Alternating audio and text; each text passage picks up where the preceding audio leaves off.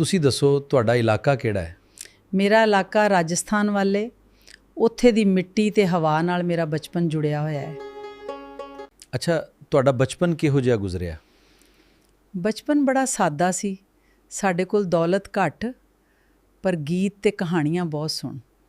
ਤੁਹਾਡਾ ਖਾਨਦਾਨ ਕਿਹੜਾ ਕੰਮ ਕਰਦਾ ਸੀ? ਸਾਡਾ ਖਾਨਦਾਨ ਸਾਦਾ ਜ਼ਿੰਦਗੀ ਗੁਜ਼ਾਰਦਾ ਸੀ।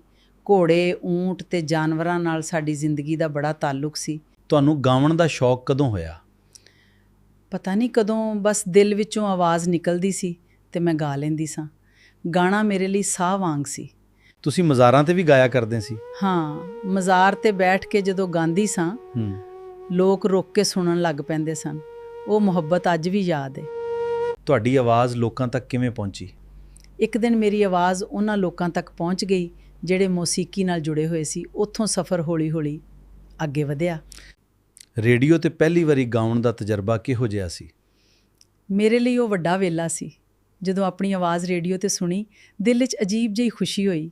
ਤੁਸੀਂ ਮਸ਼ਹੂਰ ਹੋ ਗਏ ਤੇ ਤੁਹਾਨੂੰ ਕੀ ਮਹਿਸੂਸ ਹੋਇਆ? ਮਸ਼ਹੂਰੀ ਦਾ ਮੈਨੂੰ ਇੰਨਾ ਸ਼ੌਕ ਨਹੀਂ ਸੀ। ਮੈਨੂੰ ਤੇ ਬਸ ਇਹ ਖੁਸ਼ੀ ਹੁੰਦੀ ਸੀ ਕਿ ਲੋਕ ਮੇਰੀ ਆਵਾਜ਼ ਨੂੰ ਪਿਆਰ ਕਰਦੇ ਨੇ।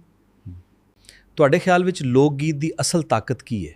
ਲੋਕ ਗੀਤ ਬੰਦੇ ਦੇ ਦਿਲ ਦੀ ਗੱਲ ਕਰਦਾ ਹੈ। ਜਿਹੜਾ ਦੁੱਖ ਤੇ ਖੁਸ਼ੀ ਬੰਦਾ ਕਹਿ ਨਹੀਂ ਸਕਦਾ, ਗੀਤ ਉਹ ਵੀ ਕਹਿ ਦਿੰਦਾ ਹੈ। ਤੁਹਾਡੀ ਆਵਾਜ਼ ਵਿੱਚ ਐਡਾ ਦਰਦ ਕਿੱਥੋਂ ਆਇਆ? ਦਰਦ ਜ਼ਿੰਦਗੀ ਦੀ ਦੇਣ ਹੈ ਪੁੱਤਰ। ਜਿਹੜਾ ਬੰਦਾ ਜ਼ਿੰਦਗੀ ਨੂੰ ਨੇੜੇ ਹੋ ਕੇ ਵੇਖੇ, ਉਹਦੀ ਆਵਾਜ਼ ਵਿੱਚ ਆਪੇ ਦਰਦ ਆ ਜਾਂਦਾ ਹੈ। ਤੁਸੀਂ ਫਿਲਮੀ ਦੁਨੀਆ ਲਈ ਵੀ ਗਾਇਆ, ਉਹ ਤਜਰਬਾ ਕਿਹੋ ਜਿਹਾ ਸੀ? ਫਿਲਮ ਵਿੱਚ ਗਾਣਾ ਇੱਕ ਵੱਖਰੀ ਦੁਨੀਆ ਸੀ, ਪਰ ਮੈਂ ਆਪਣੀ ਲੋਕ ਮਿੱਟੀ ਦੀ ਖੁਸ਼ਬੂ ਕਦੇ ਨਹੀਂ ਛੱਡੀ।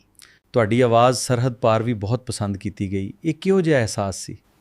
ਆਵਾਜ਼ ਦੀ ਕੋਈ ਸਰਹੱਦ ਨਹੀਂ ਹੁੰਦੀ।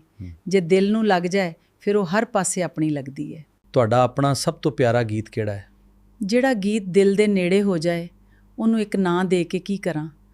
ਮੇਰੇ ਲਈ ਹਰ ਗੀਤ ਵਿੱਚ ਇੱਕ ਯਾਦ ਵਸਦੀ ਹੈ। ਤੁਹਾਡੇ ਲਈ ਸ਼ੋਹਰਤ ਵੱਡੀ ਹੈ ਜਾਂ ਲੋਕਾਂ ਦੀ ਮੁਹੱਬਤ? ਲੋਕਾਂ ਦੀ ਮੁਹੱਬਤ ਪੁੱਤਰ। ਸ਼ੋਹਰਤ ਆਂਦੀ ਜਾਂਦੀ ਹੈ, ਮੁਹੱਬਤ ਦਿਲ ਵਿੱਚ ਘਰ ਕਰ ਜਾਂਦੀ ਹੈ। ਤੁਸੀਂ ਅੱਜ ਦੀ ਨੌਜਵਾਨ ਨਸਲ ਨੂੰ ਕੀ ਆਖੋਗੇ? ਮਾਂ ਪਿਓ ਦੀ ਇੱਜ਼ਤ ਕਰੋ ਤੇ ਦਿਲ ਸਾਫ਼ ਰੱਖੋ। ਬਾਕੀ ਰੱਬ ਆਪ ਰਾਹ ਬਣਾ ਦਿੰਦਾ ਹੈ।